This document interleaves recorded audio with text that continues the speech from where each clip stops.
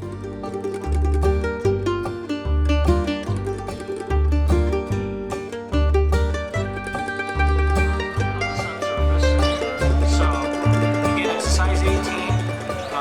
a 2457 Tiemco. It's a scud style hook.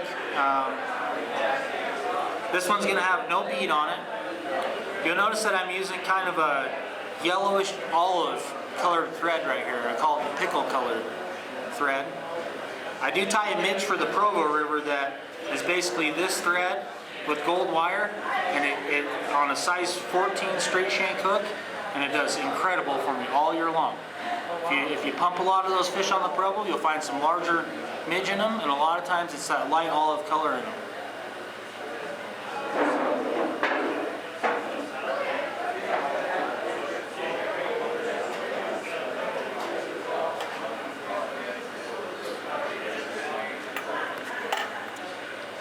So I'll start out with a small piece of natural mallard flank for a tail.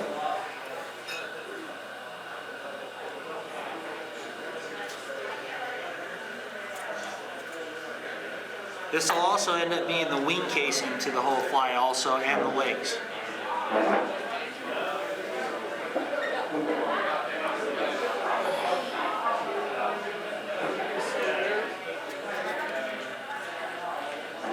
Now if I find if I get my tail a little long, like as I have it,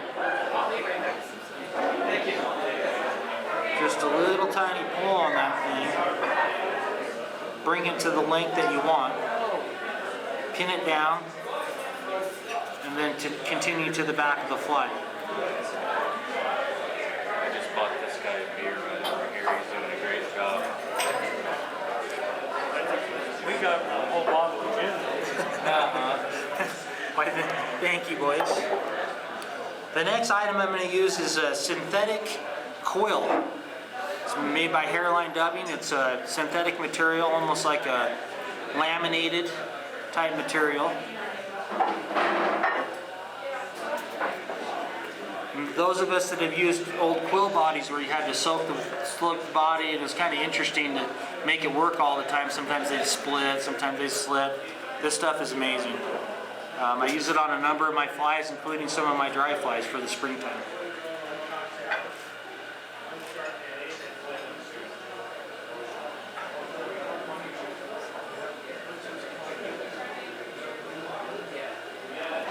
So I'm tying that down straight to the back of the tail there. Back forward. And then I'll wrap the body just like it was a piece of quill. And you'll notice it gives it a nice variegation to the hook.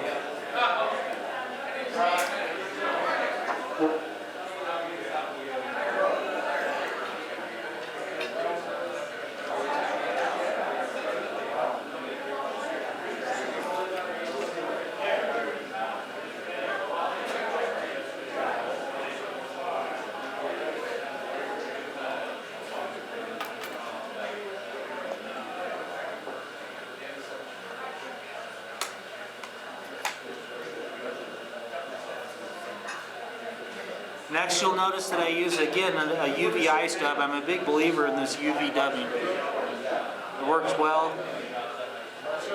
If you hold it up against one of those UV lights, it shines like a star in the sky. Just a real light dubbing with the fingers.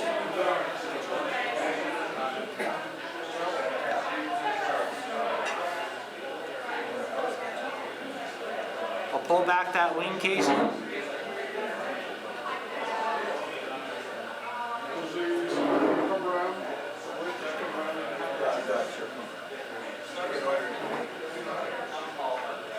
Next thing I do is I pull that mallard flank right over the top.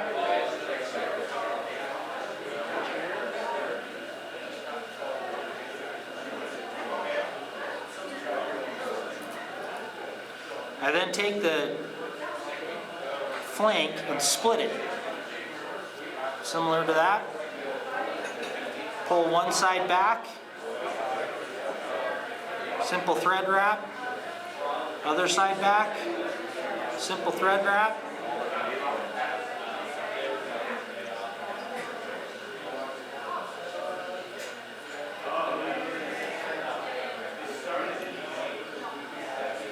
Little whip finish.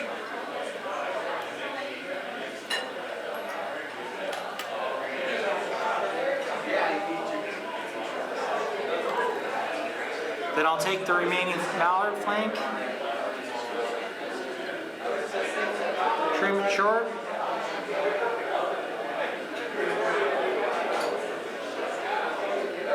Fluff it out a little bit.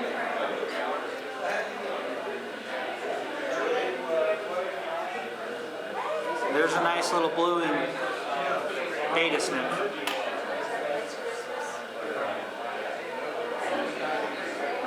Show him your rod tattoo. Dave wants me to show you my rod tattoo. I'm going to walk you through a basic cicada pattern that's going to imitate more of our 7-year cicada, which is in about a size number 8.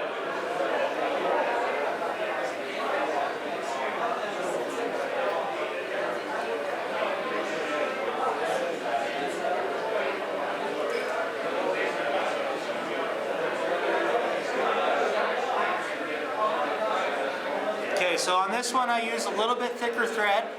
I use a Danville's 210 denier thread. That way when you're pulling down tight on some of the materials, you don't see it break. I also use a Gamakatsu S10 hook. I believe in Gamakatsus as far as their sharpness. They're great hooks. You'll find the majority of the guides on the Green River use that particular hook for their dry flies.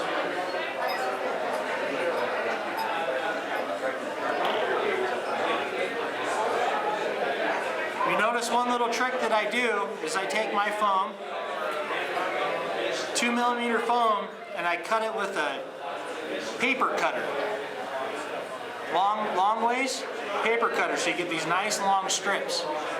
Keeps you from having to guess if you're cutting a straight line or not. First thing I'll do is I'll point the tip.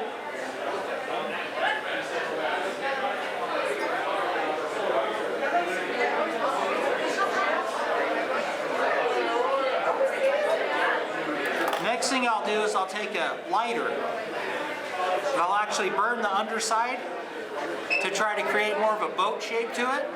Helps keep the fly from riding.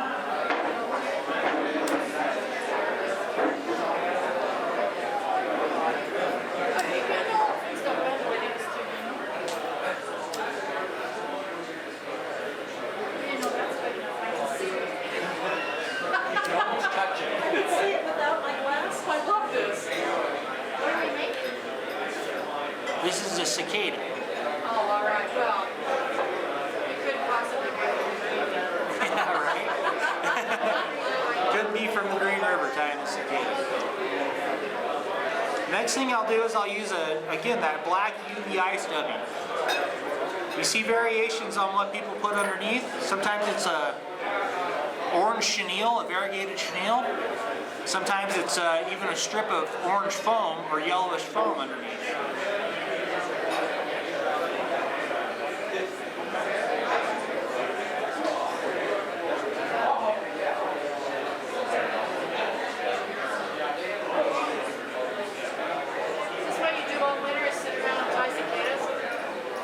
That and drive people up and down the canyon. A little bit of skiing next time. But we do end up with quite the arsenal of cicadas by springtime. So I'm just going to wrap this forward.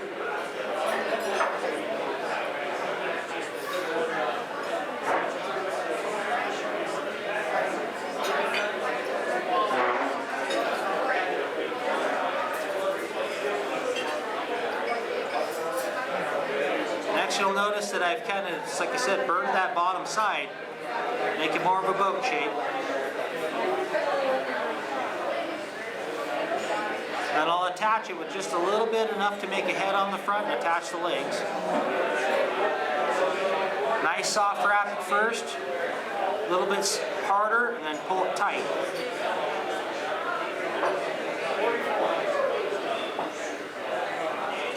Now you'll notice when I do this, the phone's going to want to slip around a little bit. You don't fish though. Never ever. I use a super glue with the brush. Definitely helps from sticking the fingers together. Yeah, that's how I get the skin on my hands over there. Right? Pinch it down. And you'll notice it'll stay right where it's at. Between your knees is good birth control. It's asked me to see these. A half Cobb salad.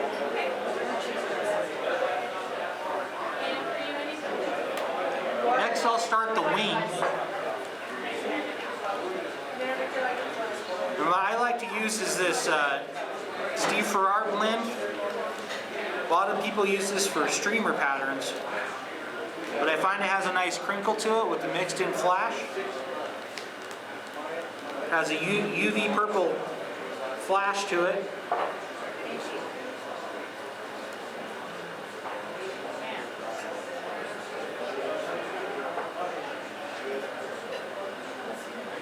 Traditionally, I'll fold it over, give it a snip.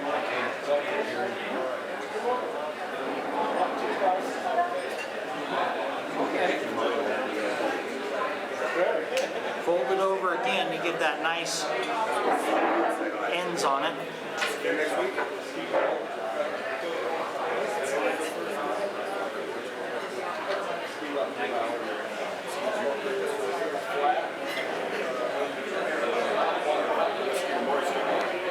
Attach that right in the middle.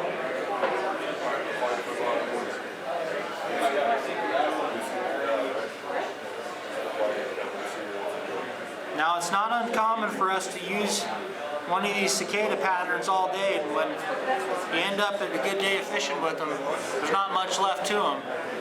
So we pretty much glue every aspect of this puppy.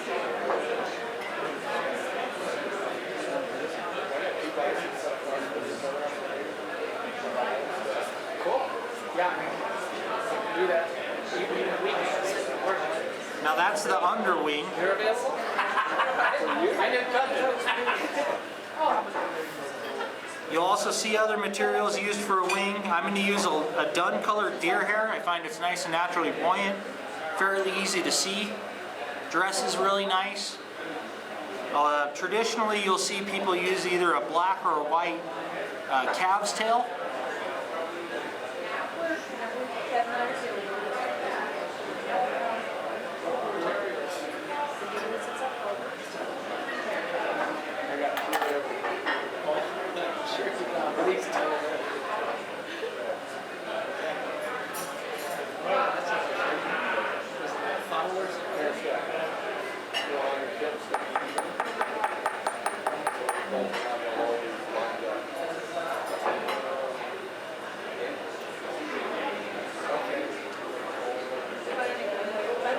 Like to pick through and just get any sort of that extra under fuzz out of there.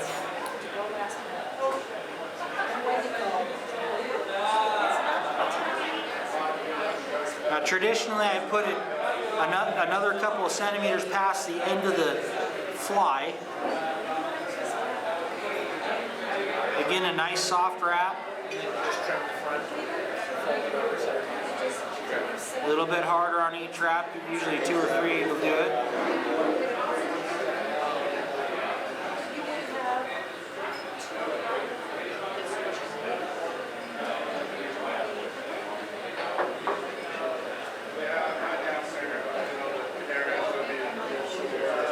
If you guys haven't used these razor scissors, these are the best.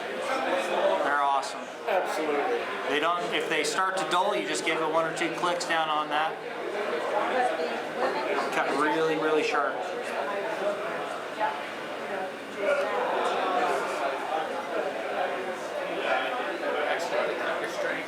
Exactly. Yeah, they're sharp. And again, every step on this cicada, because they're an all-day bug, Follow up with just a little drop of super glue. Just because it's so thick, basically, there's so much material. Exactly. You want it to absorb in. You also don't want that wing to slide to one side or the other. So Unless they get bunched all day. yeah, I mean, a lot of times they end up with no legs left. Happy. Those are the good ones when there's no legs left. Those are the good ones. Next, you'll see that I use a mixture of legs. I use a silicone leg and also a round rubber leg.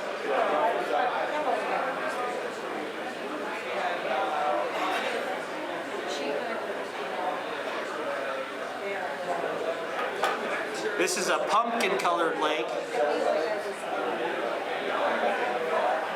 Has orange flakes in it, So that's what he's doing. green flakes, kind of an olive in color.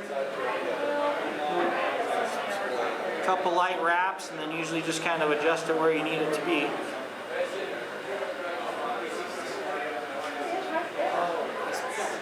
Rotating over. So it's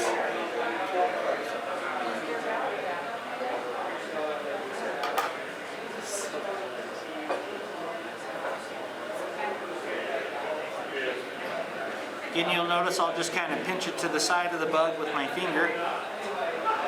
Couple loose wraps, getting tighter as we go.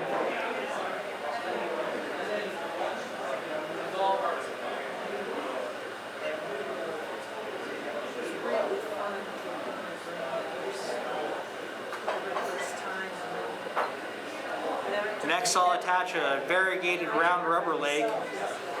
Again, these cicadas have a fairly orange or yellow accent to them. I find if I add this round rubber leg to the middle, the silicone legs are not as durable. Generally, they get chewed off or chewed short. If you add this round rubber leg to it and literally put it right between those two, it gives you a nice cradle to put them in.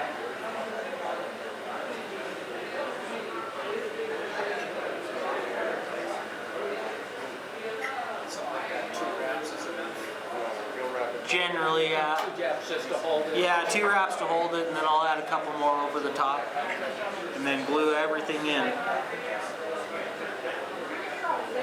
He's my translator.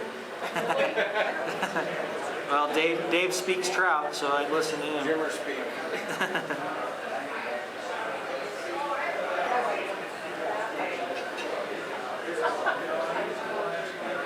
I'll bring Todd up for the cicada experience this year. There you go. Maybe we'll get the big ones. Nice thing about cicadas is you don't have to have a pretty presentation. Usually a nice hard slap on the water will usually bring them right to the fly. Not uncommon to see more than one fish rise on the same bug.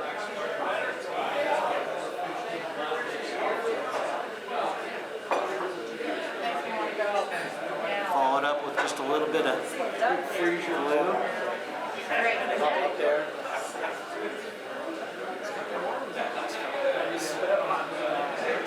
Yeah, we should be in this meeting.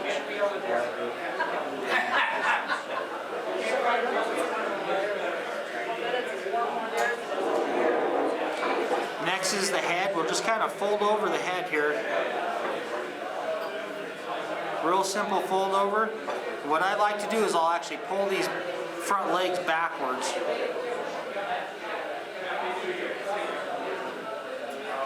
Now it looks right. It didn't look quite right here.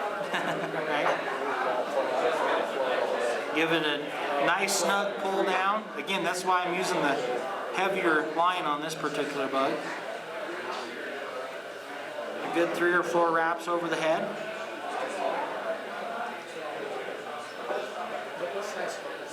Yeah, I was wondering that. It's a size 8. Again, they vary from a size 10 all the way up to a size 2. When we get our big bugs, they're the size of my thumb. They're giant. That's when you really want to hit the green river. If you find out that the big ones are going, that's a great time to be there. The problem is some fish don't have the right equipment to fit it in their mouths. Doesn't stop stop it from And if they do put it all the way in their mouth, you better wait. Better wait, set that hook. One of me and Dave's favorite sayings is wait long, set strong. Way long, set strong, is that what you do? So I'll just kind of do one wrap around the eye, pull the threading back, again, pull it back.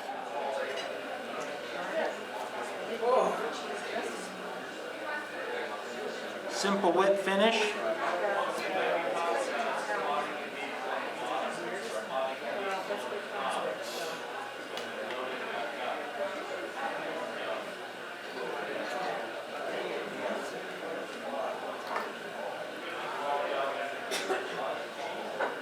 Make sure all the legs are in order. Oh, that's the real one. I like to pinch the legs together, give them a trim, that way they're all the same length. If we do that, the fly has a tendency to ride properly down the river.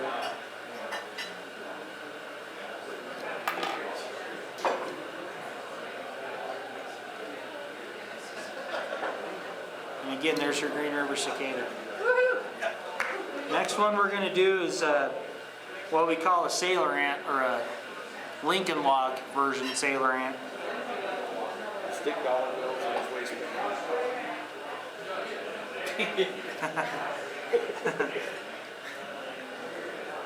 First you'll see the main key thing, and it does a lot of it for me. Just a simple cylindrical tube sailor ant.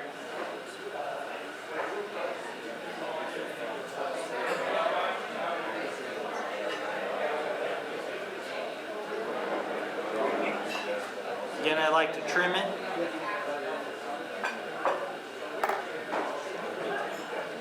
Hit it with the lighter.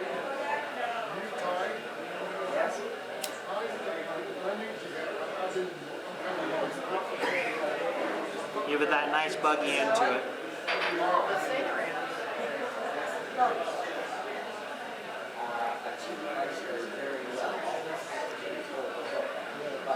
Again, there's lots of variations to this particular bug.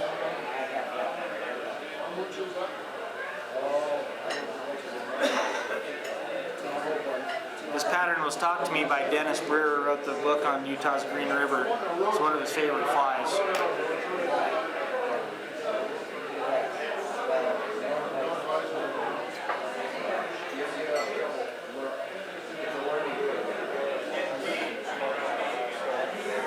You notice I do the head off the eye of the hook at a good centimeter or two. When I tie it, eventually that head's going to pop up a little bit. They call it the sailor ant because it looks like a little sailor's cap on there.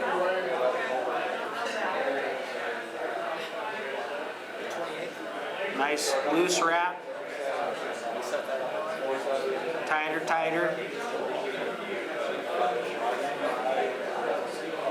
You know, that looks awfully big to me. Is that the size you normally tie it? I do tie it quite a bit like this, especially for B section. We do tie them on a singular segment in the middle, and a normal size, a size 16 or so. Yeah. That's your traditional ant size.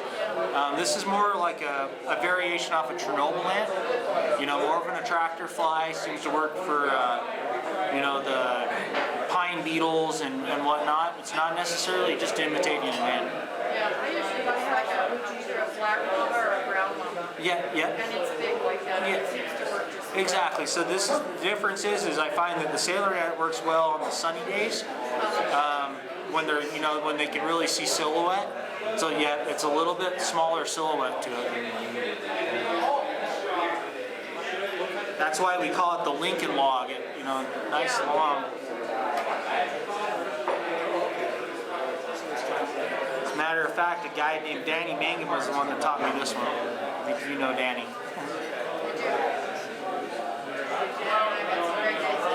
Yeah, good guy. So on this one, I'm using a variegated silicone leg. It's kind of a light tan color with a little bit of gold, a little bit of sheen to it. I'm taking double segments.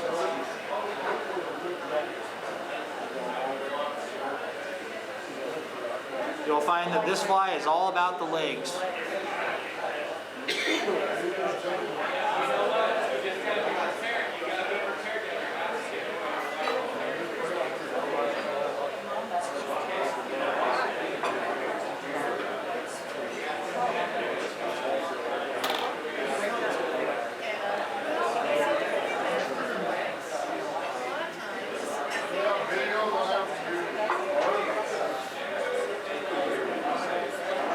Again, a couple lighter wraps, getting tighter as you go.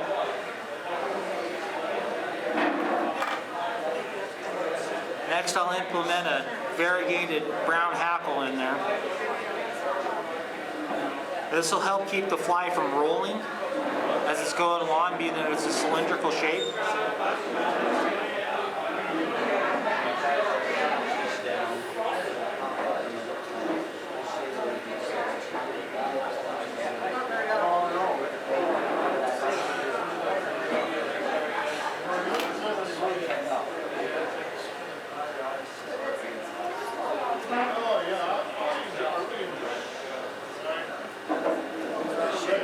Dab of glue in there, keeps everything from sliding around. What's up, guy?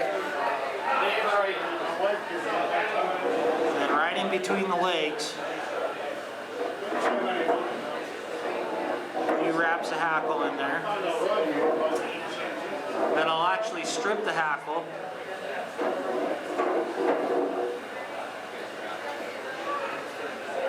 This makes it a little bit easier to tie off.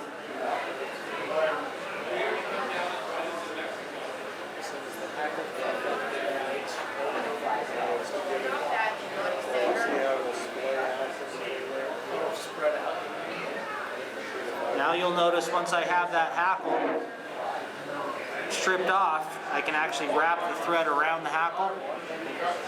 When I go to tie it off, you just pull it straight up and we'll pull down.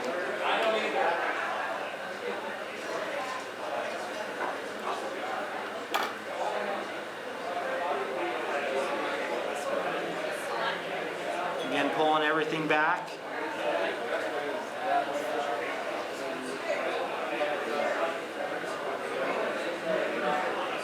Now as I bring it forward, I almost put like a little hump in the cylindrical foam there.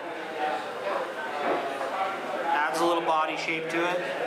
Also, again, keeps the fly riding properly. The cat up.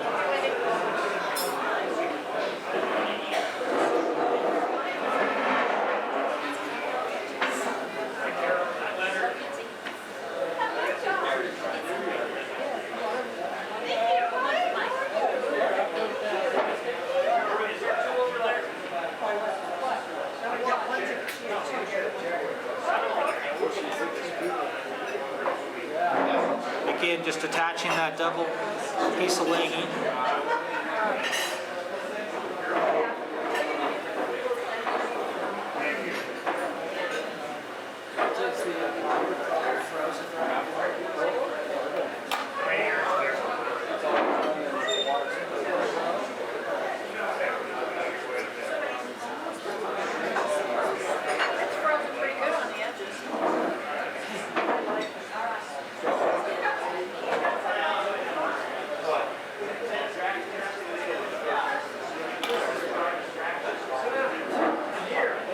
And again, attaching the variegated hackle in there.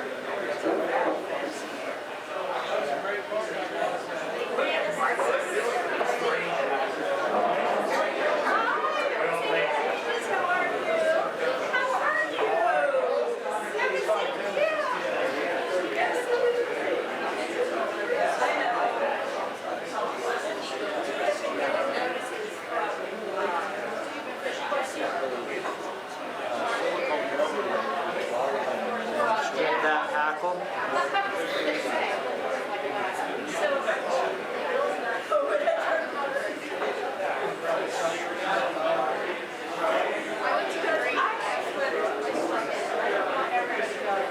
Pull everything back. Unwrap. Wrap that thread around it.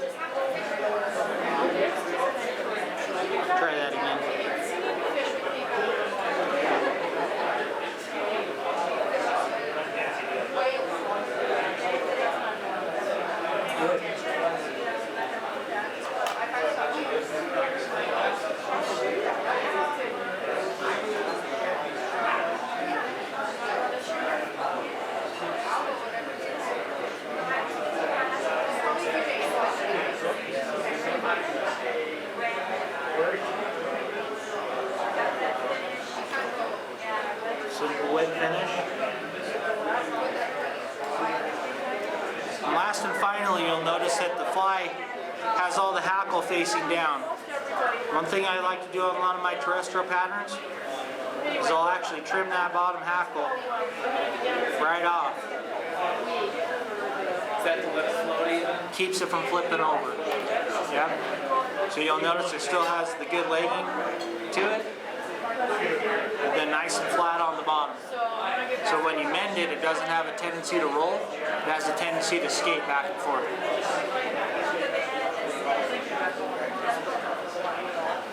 Just a little trim job on this guy, just because I'm kind of a perfectionist on my flies. So do you leave that head like that? I do. You know, what's the interesting thing about this particular fly is if you look at it from the back end, that's all they see. You know? So it's actually, again, a little bit higher head to it, so it stands up. It can be an interesting fly because if it's facing away from you, hard to see. Facing towards you, like a beacon. Works great. So again, you know, and then when I dress it, you notice I turn it up on both ends. So that's your Green River Lincoln log. So this one's one of my particular patterns. This is called the Jimmer beetle. It's a size 12 hook.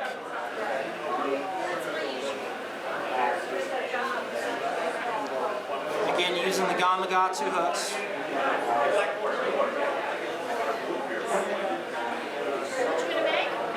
This is a beetle. I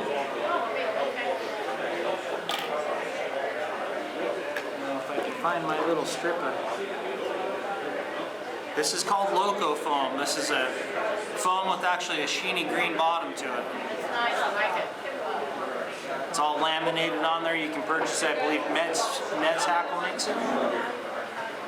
First thing I'm going to do is I'm going to attach this by facing it upwards.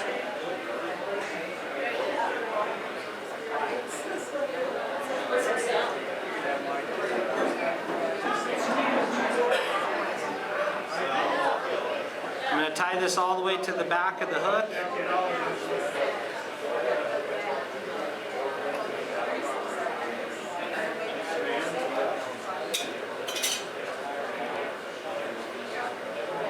Wrap it forward, give it a nice thick body in there with the thread.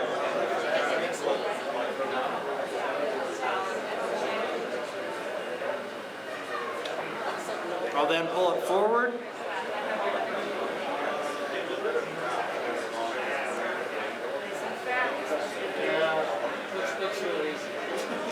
So you can see when I flip it over, you see that nice green to it. Next thing I'm going to do is I'm going to use a black larva lace for legs.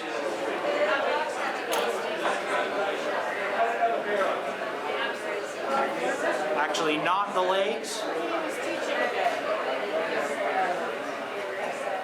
Give it a nice pull down on that knot and you get that nice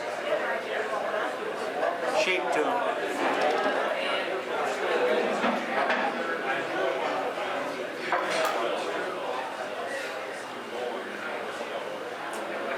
I'll attach that on the side. Just wanted to look closely.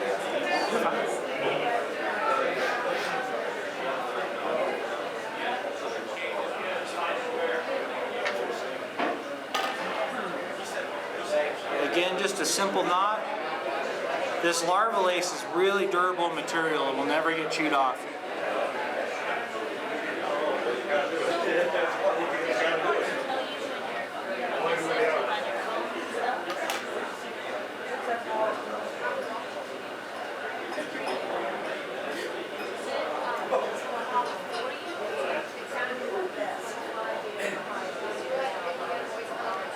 Again, so you get that kind of grasshopper kicker leg to it.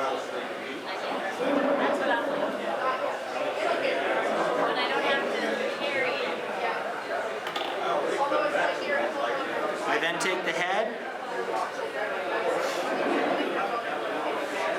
fold over the head, just like the cicada, Couple easy wraps.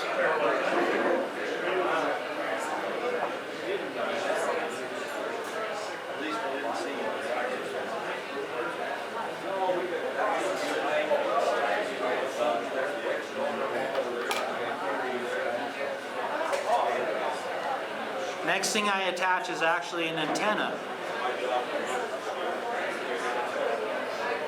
By using that same larva lace.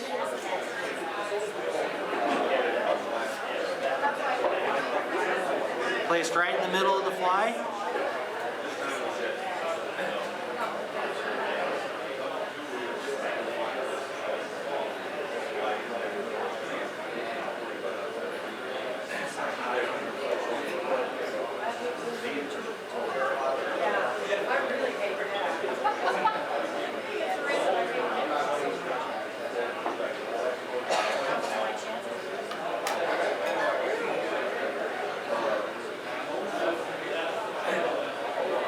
And because this is kind of a low profile fly, I add a piece of yellow foam on top as an indicator that also helps right the fly.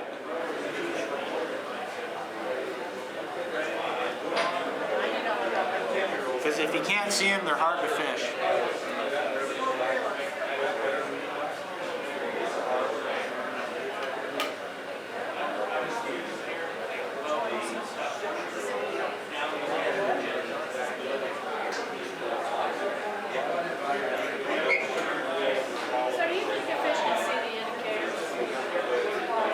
I think it's a deceptive thing. I think sometimes they can, as long as they're silhouetted properly, not obtrusive. That's one of the reasons why I point my indicators on top versus make them flat. You know, any sort of flat or non-rounded surface seems to kind of catch their eye a little bit.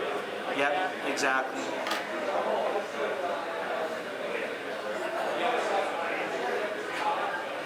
And then trim that flat.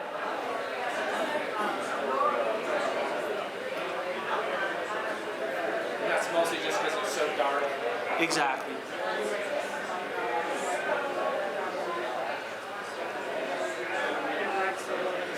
The last thing I do on this particular bug is I actually trim it way back in the back here to a point. And you'll see what I do. So take that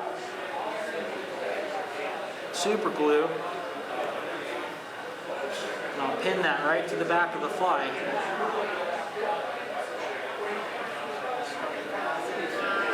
And it keeps it nice and folded down.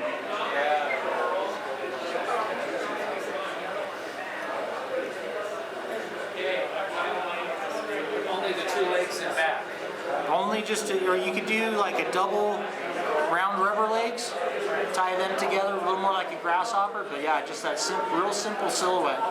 And I think this fly's always worked well for me in kind of the odd times of year, where they're not wanting a real big fly, or you know, something like the Chernobyl land or the Lincoln log. They want that kind of something a little different. And the thing about beetles is there's so many different beetles in the world that they have a tendency to kind of not Just go for it. exactly. It's just all about silhouette and shape.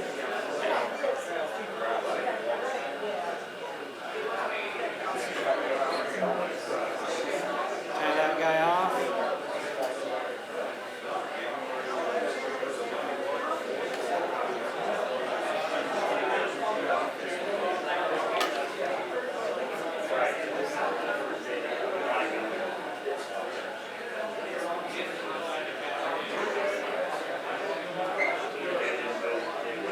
You'll notice on this particular bug that you can get away with a little bit bigger indicator, because when you're looking at it that way, from the fish view, they don't see it. And that's your jimmer beetle right there.